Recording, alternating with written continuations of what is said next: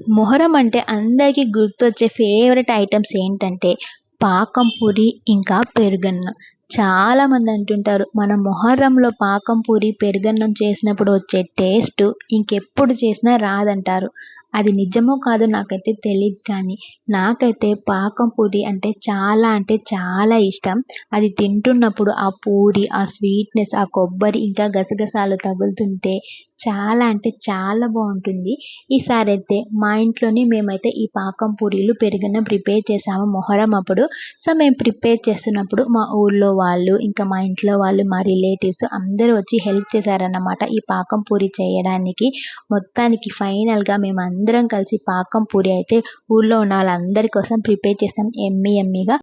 ఇంకోసారయితే మా అన్నయ్య, నాన్న కలిసి ఈ విధంగా పెరుగన్నం కలిపేసాననమాట. ఇంతకీ మీకు పాకం పూరి ఇష్టమా? పెరుగన్నం ఇష్టమా? ఖచ్చితంగా కామెంట్ చేయండి.